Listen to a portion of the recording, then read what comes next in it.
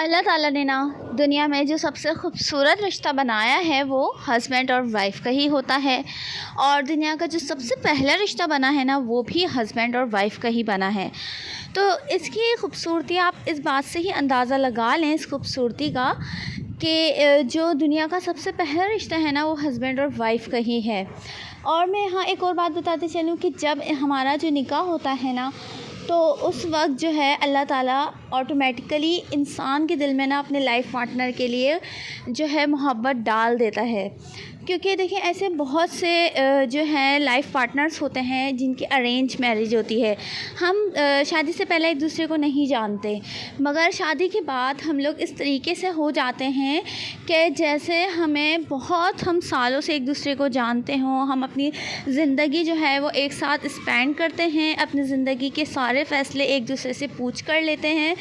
तो ये रिश्ता है ना अक्सर औक़ात बहुत ज़्यादा टॉक्सिक भी बन जाता है, जो कि हमारी अपनी गलतियों की वजह से बनता है।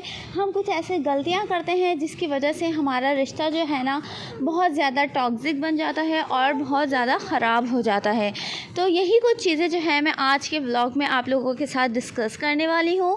तो चलिए वीडियो का स्टार्ट करते हैं। बिस्मिल्लाहिर्रहमानिर्रहीम, अस्सलाम वालेकुम, welcome to my channel vlogging with Komal. तो अगर आप मेरे चैनल पर न्यू है ना तो जल्दी से जाके मेरे चैनल को सब्सक्राइब कर दीजिए, बेल आइकन को प्रेस कर दीजिए ताकि आने वाली दीगर वीडियो से आप नोटिफाइड रहें। मेरी शादी को ना अप्रॉक्सीमेटली 6 ईयर जो है वो कंप्लीट होने वाले हैं। तो इन 6 सालों में ना जो मैंने बातें ऑब्ज़र्व की हैं वो मैं आप लोगों के साथ शेयर करने लगी हूँ। और मे बी पॉसिबल कि आप लोगों की लाइफ जो है इससे थोड़ी सी चेंज हो, और क्योंकि हर किसी की लाइफ जो है एक जैसी नहीं होती और हर किसी का रिश्ता जो है ना वो भी एक जैसा नहीं होता। किसी के जो है हस्बैंड तेज़ मिजाज के होते हैं तो किसी की वाइफ़ तेज़ मिजाज की होती है। मगर मैं आपको यहाँ एक बात बताती चलूँ कि देखिए हस्बैंड जो है ना कितने भी तेज़ गुस्से के हों, मगर झुकना ना हमेशा वाइफ़ को ही पड़ता है। क्योंकि वाइफ़ का ना अल्लाह ताला ने वैसे ही आप लोगों को पता है एक रुतबा जो है वो कम रखा है। और ज़्यादातर वैसे घरानों में भी यही बात बोली जाती है कि लड़की को ना अपना रिश्ता बचाने के लिए जिस हद तक भी जाना पड़े उसको जाना पड़ता है। बात तो ये भी है कि मतलब ये कोशिशें और एफ़र्ट्स तो जो है ना वो लड़कों को भी करनी चाहिए, और बाज़ लड़के करते भी हैं। क्योंकि ज़रूरी नहीं है कि हर दफ़ा जो है ना वो लड़कियां ही ठीक होती हैं। किसी किसी मुकाम पर ना लड़के भी ठीक होते हैं, जो कि उनकी वाइफ़ जो होती है ना मतलब लाइफ़ पार्टनर बहुत ज़्यादा जो है उनको इरिटेट कर देती हैं, तंग कर देती हैं, सफाई पसंद नहीं होती। क्योंकि अक्सर ख़वातीन मैंने बहुत देखी है ऐसी कि हस्बैंड को ना बहुत ज़्यादा सफाई पसंद होती है और वाइफ़ जो है ना वो इस चीज़ का ख़याल ही नहीं रखती और अपने घर को ना हमेशा मैसी बना कर रखती हैं। वो आते हैं अपने जॉब पर से थके आ रहे और वही रूम जो है वो मैसी लुक दे रहा है, पूरा घर जो है वो फैला हुआ है। तो इंसान को ना ऑटोमेटिकली इस बात पर गुस्सा आता है। तो आपने ना ज़्यादा से ज़्यादा कोशिश यही करनी होती है कि आपने ना उनकी पसंद का ख़याल रखना है कि मेरे हस्बैंड को या मेरी वाइफ़ को जो चीज़ें पसंद है ना मैं उसी पर मतलब करूँ, वही चीज़ें जो है ना वो मैं अंजाम दूँ। अब मैं एक बात यहाँ एक और बात बताऊँ आपको। देखिए हम जो है ना हर वक्त औरत का सिर्फ यही काम नहीं होता कि बस डिमांडें ही करती रहे वो अपने हस्बैंड से।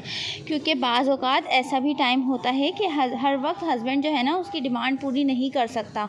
अब बहुत सी औरतें ऐसे होती हैं कि हमें जो है ना बस रोज़ या एक दिन छोड़ के दूसरे दिन या हर वीकेंड पे जो है हमें बाहर लाज़मी जाना है। ठीक है, औरत का हक़ होता है वो अपने हस्बैंड से जो है वो डिमांड कर सकती है, मगर ये ज़रूरी नहीं है, ये कहीं लिखा हुआ नहीं है कि आपने ना हर हफ़्ते ही जाना है, हर वीकेंड पर ही जाना है।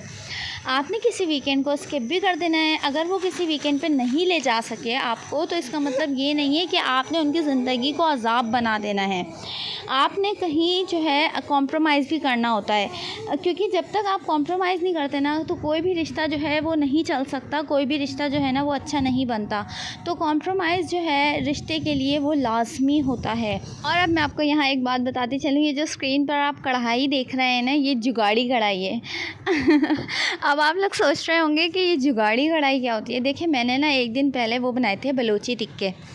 अब जो है हम लोगों ने उस वक्त तो हमने आराम से खा लिए, सबके पेट भर गए। अब वो काफ़ी सारे बच गए थे, लेफ़्ट ओवर थे। अब मैंने सोचा कि दूसरे दिन तो बच्चे जो हैं वो नखरे लगाएंगे, हस्बैंड भी लगाएंगे, तो इसको क्यों ना रीशेप किया जाए। तो बस मैंने क्या किया, मैंने जो है ना वो टमाटर जो है उसका पेस्ट बनाया और उसको अच्छी तरीके से भून लिया और मसाला उसका बना लिया पूरा, और उसमें ये जो सारी चिकन थी ना वो ऐड कर दी। और आप यकीन करें, मेरे हस्बैंड को ये इतनी पसंद आई, इतनी पसंद आई कि उन्होंने ना ब्रेकफास्ट में भी मतलब पराठे के साथ जो है वो ये कढ़ाई खाई थी।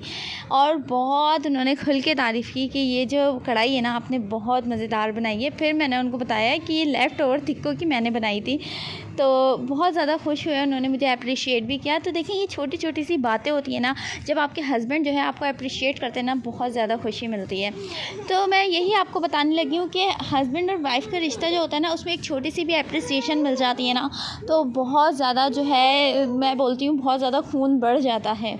तो बस मैं आपको यही बात बताने लगी हूँ एट दी एंड के हस्बैंड और वाइफ़ के मतलब साथ रहते रहते ना हमें इतना अंदाज़ा हो जाता है कि हमारे हस्बैंड को क्या पसंद है, और हस्बैंड को ये अंदाज़ा हो जाता है कि हमारी वाइफ़ को क्या पसंद है। कि हमें जो है ना, तो उन चीज़ों का ना हमें स्पेशली ख़याल रखना चाहिए कि हमें कोई ऐसा काम हम अंजाम ना दें जो हमारे वाइफ़ को नागवार गुज़रे या हमारे हस्बैंड को नागवार गुज़रे।